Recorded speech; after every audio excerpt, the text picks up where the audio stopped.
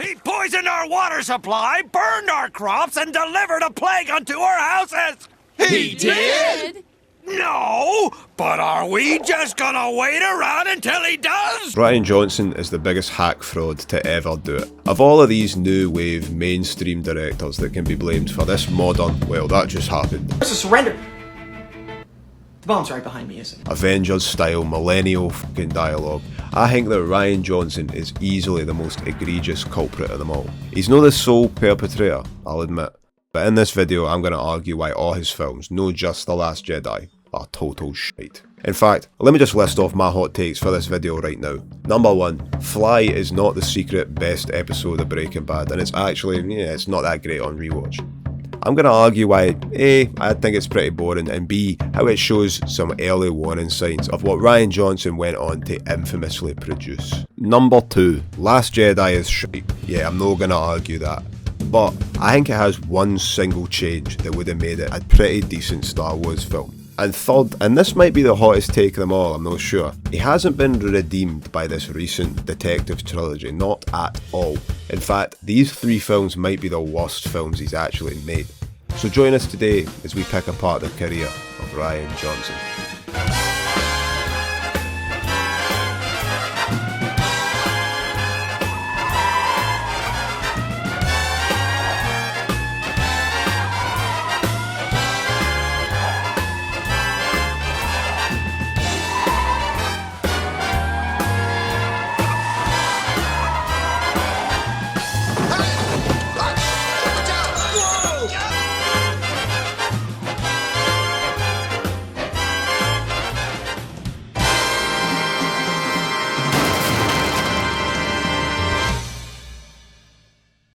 Have you ever wondered why, recently, every character in every major film talks like a Californian film school graduate? They're sarcastic, they're rolling their eyes, they're constantly quipping, telling jokes, never serious, making constant, unnecessary and out-of-place pop culture references. Please, Scooby-Doo this crap. Now to be fair, it's probably not all wee Ryan's fault. After all, he's not really been involved directly with any Marvel projects. And maybe James Gunn and the success of the Guardians films, that might have pushed a lot of writers more in this direction. But I single out wee Ryan specifically because I think he is the worst at hiding it. Every single character in every single project he's done talks exactly like he does, with a nasally, semi-serious and often highly sarcastic tone. Now the self-insert character is nothing new. Likely your favourite director or showrunner has written a character or probably multiple characters based on themselves. It's not a new thing. It's usually not too much of a problem is what I'm trying to say. When it becomes noticeable, and when it does become a problem though, is when that self-insert writing extends to every single character, and one individual personality starts to smear itself across every bit of dialogue that you write. This is a problem in a lot of modern blockbusters, and personally, I think it's what a lot of people online have dubbed as millennial writing. And I think it's something that a lot of people have picked up on in modern films, TV shows, and even video game writing. It's bad enough when every character in an original work starts to sound like one person. What's even more noticeable is when established characters that we've known for a long time suddenly switch to being smart-talking, quipping jokesters out of nowhere. Which brings us firstly to Breaking Bad, and the episodes of the show that Rian Johnson directed. Now, I was being a wee bit hyperbolic in the intro, and credit where it's due, Rian Johnson did get his start with original films like Brick and Looper, which aren't terrible films, but I think we can track his meteoric rise from those films to director of Star Wars through his success with Breaking Bad, and the fanfare around him once that show wrapped. So for those of you who don't know, Vince Gilligan, the creator of Breaking Bad, really liked Rian Johnson's 2005 film Brick. So he brought him in for a pitch, he pitched him Fly, yada yada. What's important is Johnson was then involved in 3 different episodes, and the most legendary one is the third to last episode, Ozymandias. And of course I'm gonna have to tilt my cap there a wee bit, because let's be real, everybody loves Ozymandias, and despite that kind of pressure, he did a good job there. I'm not here to argue that. However, Rian here was also involved in 2 other Breaking Bad episodes. 51, which as the title says is Walt's 51st birthday. It's not really much of Rian Johnson himself in that episode to nitpick over really, but I think the episode that really just has his mark all over it is Fly. Now I'm not just going to shit all over Fly, it's one of the most beloved episodes and one of the most beloved TV shows of all time. If it is in fact your favourite episode of Breaking Bad, I promise you you're sound and your opinion is valid. Let's put it under the eye of ball though, because I think it does have some early warning signs of Rian Johnson's style. That at the time he made Fly, I think were seen as harmless, quirky details of his work, but quickly became huge issues and annoying details as he worked his way up to feature films. And that same style took over big budget blockbusters. I say this to defend myself a bit because my criticism for Fly might come off as a bit nitpicky until we see what these problems evolve into come Glass Onion. For example, in the first line of dialogue we have a product reference. Yo, Gatorade me, bitch. We have goofy slapstick comedy. Like, it does get very Malcolm in the Middle. You could add a laugh track. Get it. You want me to get it? I'm gonna make it count.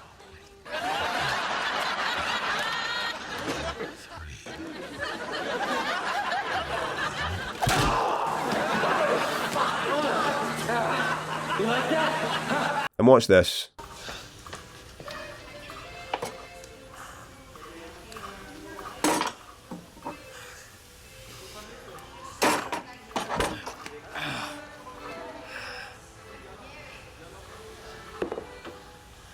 Did you miss it?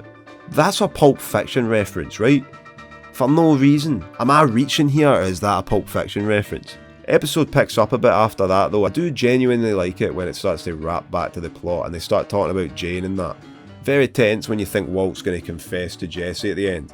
It picks up. Like I said, Fly isn't shit on its own, but we're definitely going to see soon, when Rian Johnson starts to get more control, more characters start to sound like that millennial pop culture knowing type we talked about before.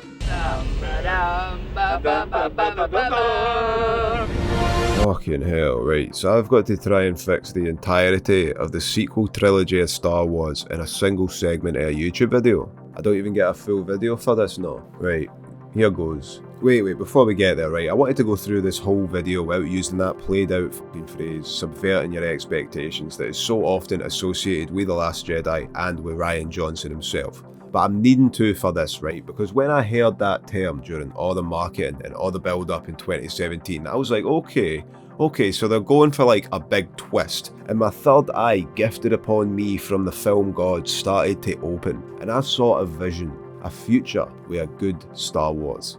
Are you ready, my friends? Take a step into this parallel timeline with me. This is what I saw. Make Luke Skywalker the villain. You still with me? I know it sounds bold, right, but doesn't every detail in The Last Jedi kinda point to that conclusion, only for it to just be yet another fake out and he just goes back to being a badass good guy again? Like, now that I've said, the twist at the end of The Last Jedi should have been that Luke Skywalker turns into a villain. Can't you picture all the times in the film that was kinda foreshadowed? Like, that's where it was kinda leading. By this point, Luke has abandoned the Jedi way, abandoned his friends and everyone he knows. He tried to kill Kylo Ren, isn't that giving into anger? Like, couldn't he have been on that island all that time, festering in his hate and his anger at the Force and Kylo Ren and all that? And he could have been like seconds away from massacring all those wee things on the island or something. But seriously, a Luke turn to the dark side would have kept up this whole they rhyme pish. And then that with Anakin, kind of duplicating the Luke Skywalker role, but you see the echo of where, again, it's like poetry, so if they rhyme. Every stanza kind of rhymes with the last one. Hopefully it'll work. Like he's following in the footsteps of his dad or something. Rey would have actually had some stronger ties in the next one. It would have given them a lot more to do. It would have given them like a Vader-Luke dynamic. Would she be able to convert him back? And it could have ended on a similar note with Luke turning back to the light in the end in part 3. Would have made Kylo more interesting. He always thought he was Darth Vader's heir and successor. Then Luke comes along all evil and he's like challenging the head of the First Order. Would have made Snoke's death make a bit more sense as now he's replaced with Luke. Like, this whole film would have to be reworked. You'd have to make it a lot darker, make Luke a bit more angry and a bit more violent. But we all know Mark Hamill can play a good villain, right? Mate, I think Emperor Luke would have been absolutely amazing. That would have been how you subverted my expectations. But unfortunately, I only received a glimpse of this timeline, a future that never was. Instead we got...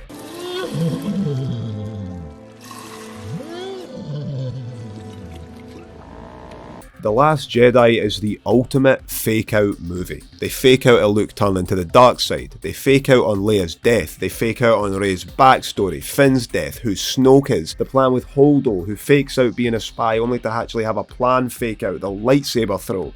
Every subversion is instead nothing happens, and everyone was fine. It was so bad that when it came to that stupid fucking Chewbacca fake-out death in Rise of Skywalker, I, like many others, was not fooled for a second. Everybody knew that they wouldn't kill Chewbacca like that. It's a cheap jump to spook you for like 20 minutes until he shows up again. Now, I don't want to harken on Last Jedi too much longer, but bringing it back to Rian Johnson and his path as a filmmaker, it's clear this is where everything collided in a total shit show of misplaced gags, slapstick characters, and tone-deaf twists. Which is going to lead us nicely into talking about what Rian Johnson moved on to make after Star Wars. Now, I promise you, this is the last time I'm going to joke about subverting your expectations, mainly cause Mr. Plinkett already made the best joke about that years ago. Other than that, he hasn't done too much. He used to mow my fucking lawn. One time he added fertilizer to my overgrown grass and made it worse. He told me he was subverting my expectations. I told him to go fuck. But I do think it's funny how the guy who made his name subverting the expectations of the masses then went on to make a series of whodunit detective films, a genre where he can really show off his meaningless and anticlimactic subversions, and weave them through an entire script. I don't like these films, I'm going to get that out of the way right now, and I feel like I'm totally alone here. The scores on these films are absolutely wild, people seem to have really liked them, so I'm a tad reluctant to put them under the eye of Ball here, but by God are they just the worst detective films ever made. Like, in terms of a compelling mystery, pretty much every single one is wasted because Rian Johnson wants to do something clever and subvert your expectations again. Starting with Knives Out, it's just crazy to me the pull that Rian Johnson has as a filmmaker. Like, not only does he get pulled into Breaking Bad, one of the most successful TV shows of all time, and get given the go nuts treatment, but then he gets pulled into Star Wars, the most successful film franchise of all time, and told yet again, go nuts. But then he gets his own Netflix deal for his own trilogy, and some of the most acclaimed and successful actors of all time join him to make one of the most embarrassing career films I have ever seen. Who in the industry is pulling strings for this lad? Somebody check how scuffed Rian Johnson's knees are. Knives Out, back to Knives Out. Guys, we thought Rian Johnson trying to be serious was bad. Wait until he tries to be fucking funny. There are millions of Mexicans coming, and don't make Really? this a race thing. You Yeah, always make this is this not about a race thing. race. I would say the same thing if they were European Oh immigrants. yeah, so if the Swiss were like No, clogging no, in we the allow streets, them in. Oh, Jesus. I'm gonna disappear till the politics talk is done. You want some champers? Oh, shit!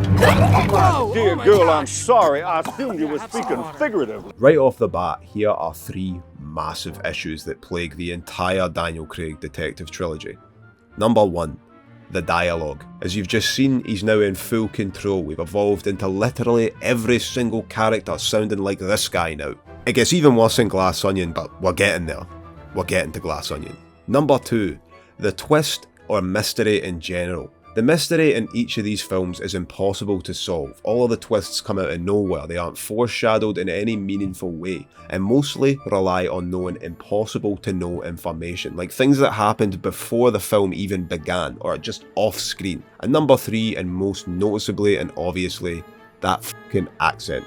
There is much that remains unclear, but yes, I suspect foul play. But tomorrow brings news, not of a medical error and a guilty nurse, but of a slit throat and a suicide. Dear girl, I'm sorry. It's just gotta be some kind of inside joke between Rian Johnson and fucking Daniel Craig or something, right? I'm sorry, but I just don't think a non-linear plot works in a mystery or detective film, unless I'm getting something like Memento, where the script is written around the main character's amnesia, so the mystery feels a little bit more patchy and interesting. But in Knives Out, about halfway through the setup and interrogation, we get a flashback explaining exactly how the victim dies and who is to blame. Very subversive, Rian, spoiling your own film halfway through, only so at the end you can go, aha, but did you consider that before the events of the film even took place, Chris Evans doctored the medicine? And then the dumbest joke ending of all time happens.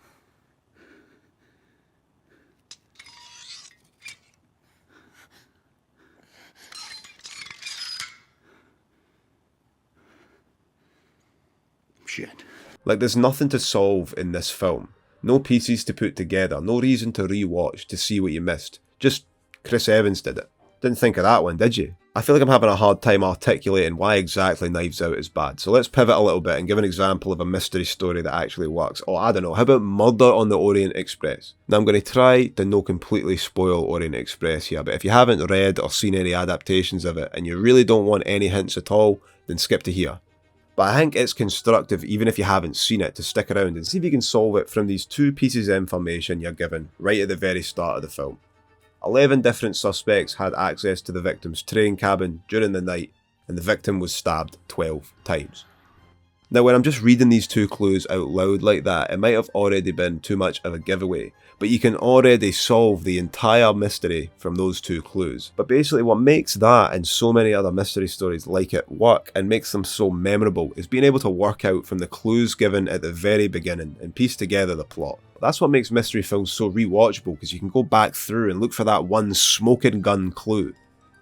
In Knives Out, there's no rewatch potential. You either know Chris Evans comes in halfway through the film and off-screen kills the victim, or you don't know that and you wait until it happens. There's no pieces of the puzzle, and because of the flashback, there's very little tension, as every moment has to be undercut with fucking vomit gags and other stupid shit. It's just not funny. It fails on every front. But Knives Out is nowhere near the level of shitness that is the midlife crisis crash-out film Glass Onion. Glass Onion is my pick for worst film of the decade so far, at least in terms of big budget studio films. Again, this film just has a completely inflated Rotten Tomatoes score in my opinion, but I found this one review that really just summed it up for me. Couldn't agree more, Brittany. It's just dumb! At least me and Brittany are the only two sane folk left around here. If you thought the politics and the internet references were tired and lazy in Knives Out, whew, pal. Say it like I see it. No filter. I'm gonna Shazam it. What is that? Alexa, Shazam this song, please. There is no Jimmy Kimmel. I do not hate boobs. And then you replied, sounds perfect, thanks. With your emoji dabbing. Sick reference though, bro. Oh, thanks, bud. Dude, your references are out of control. Everyone knows that. There are films from 1978 that don't feel as dated or as out of touch as this film that came out in 2022 does. Wait, hold on. What just happened? Blanc, I saw you go in the engine room. You're the imposter. We all know it. So as you can see, the dialogue is still terrible in this one. The jokes still don't land and rely on stupid fucking references. Characters are still annoying and stereotypical, like Kate Hudson's character is just one for one the same as Toni Collette from Knives Out. And don't even get me started on the twist. The identical twin trope is so stale and hated on that fucking Sherlock took a crack at it. She can't have been in two places at the same time, can she? No, Watson, one place is strictly the limit for the recently deceased. Holmes, could it have been twins? No. Why not? Because it's never twins. And Rian Johnson's out here thinking it's the most original and subversive twist of all time. Again, the twist here relies entirely on information that you could have never predicted given to you halfway through the runtime of the film. It's utterly ridiculous. It's just dumb! The whole reveal scene in this one is a slap in the face and just completely lays bare the convoluted plot issues that plague these films. Let's pick this whole reveal apart, right? Firstly, we get a wanky, self-aggrandizing monologue from fucking Benoit Blanc here, where he just explains why the film is called Glass Onion for the 20th time. I keep returning, in my mind, to the glass onion. Something that seems densely layered, mysterious. Oh, it's really clever because, like, layers. Onions, get it? A mystery that has layers, get it? Then after this speech, we start to get some of the actual reveal to the plot, and it all just feels so forced. Like, in Knives Out, there's a lot of stuff where just out of nowhere you're shown something that you could have never predicted, and it's like just an extra shot tacked on. Glass Onion goes completely off the rails with this shite here. Yeah, we all saw Batista pick up Ed Norton's glass, but did you consider that there's actually a completely different shot where Ed Norton hands him the poison glass? We all saw cuckolded Batista, yes, very funny. But did you consider that there's actually two other characters also spying and also getting all the information in this scene? Like that fucking sniper meme. Did you consider that the entire murder and character plot lines happened before the film even started? and pretty much the entire ending reveal is flashbacks to weeks before the events of the film. I know we all saw Helen getting shot, but did you consider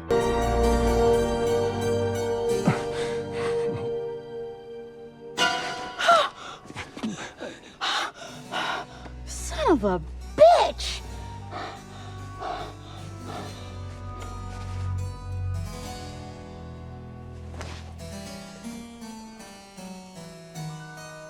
no, man? It's just dumb! So, he scuffed the twist again. There's nothing to piece together if you rewatch it again.